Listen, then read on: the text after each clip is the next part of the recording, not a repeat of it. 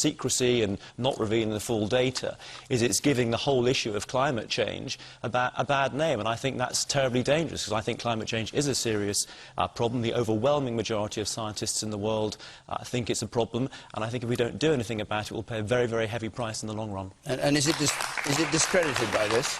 No, it's not. I mean, just because of one incident, one mistake, I don't think you can discredit the whole of, or virtually the whole of international science. You know, we've just had the case today of the maverick MMR doctor who, you know, went against the grain. The overwhelming majority of scientists thought the MMR vaccine was safe. People listened to him, they listened to the maverick, he got support from some newspapers. It was a disaster in terms of children's health, children getting measles. Okay. Now, we must, I think it's difficult, but I think, you know, I go with the majority of the scientists. I'm not a scientist. Scientific advance has been fantastic for this country. Look at the medical advances and everything else. And in the end, I think, you know, rather than trusting some of the scaremongers, trust the scientists. They're professionals. They give us the advice. Nigel Lawson, some people describe you as a scaremonger in the sense that you seem not to accept the theory of climate change. What do you think of what's gone on in the University of East Anglia, and how do you think it'll affect the debate?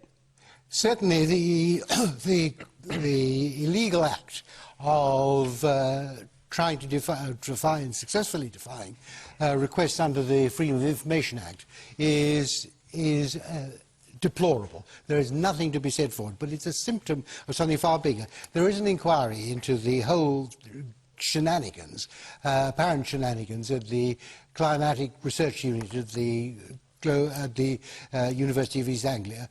All the emails have shown all sorts of other things. There is a suspicion that they were fiddling the temperature figures, the global temperature figures. We shall see. There's an inquiry into it.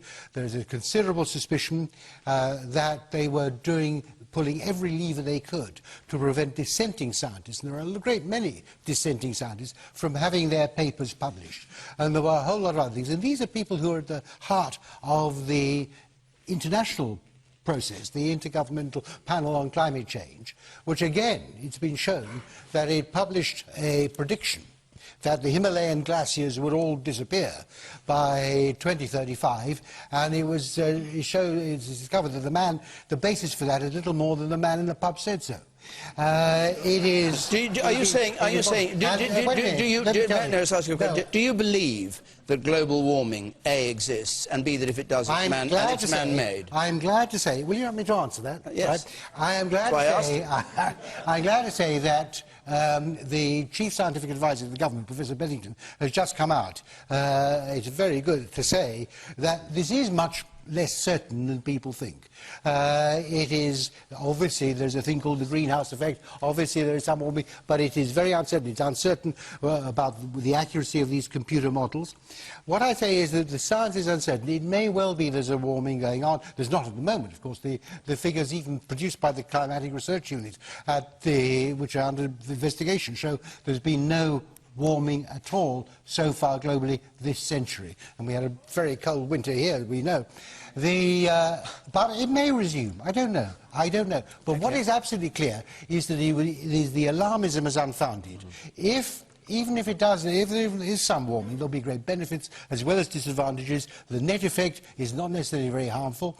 And the policies that we're being told we must pursue, and I got ticked off by our wonderful chairman for starting on this earlier, the policies we are trying to pursue are immensely costly and will do far more damage to this country and to the world than any good they can possibly do. And this is why I have founded the Global Warming Policy Foundation, to bring sanity, balance, reason into a debate that badly needs it. Sanity, balance and reason. Jenny Tong, do you hear it on your right? Do you feel better now?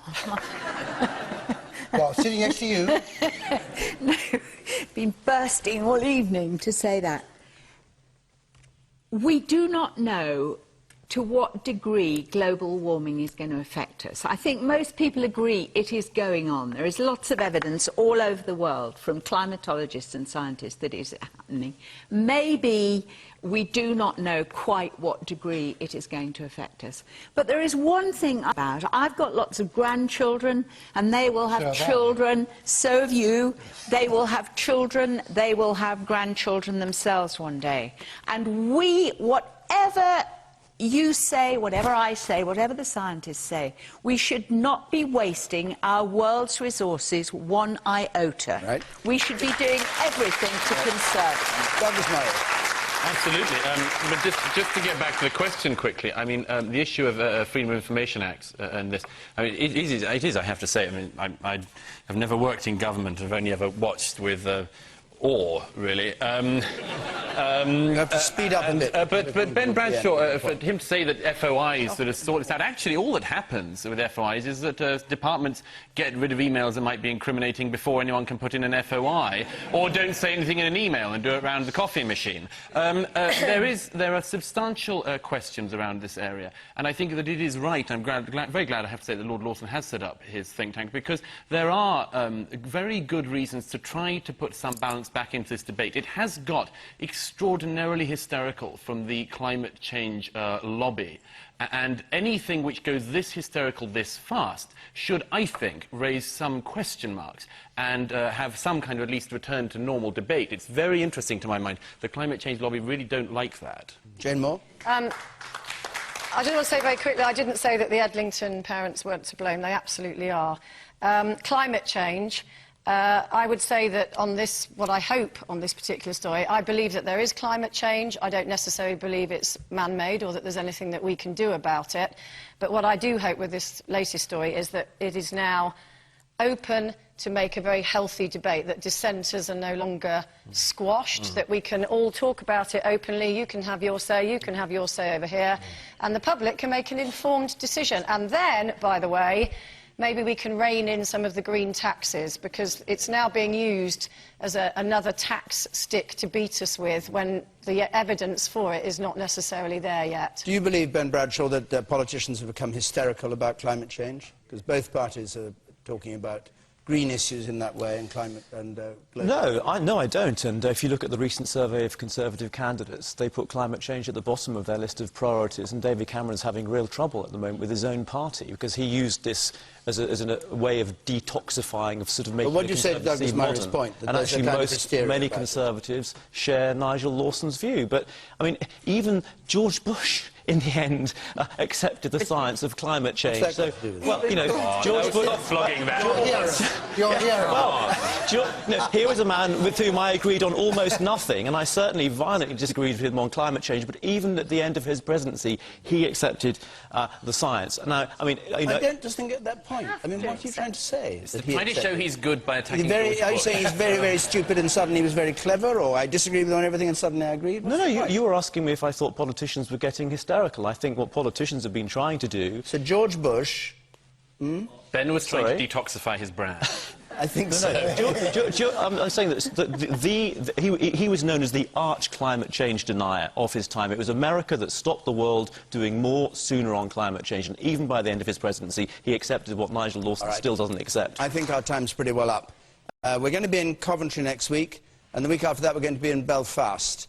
And if you'd like to come to either Coventry or Belfast, the number to ring 08716269988, or you can go to our website and apply for tickets there. You can see this edition again if you want to, or if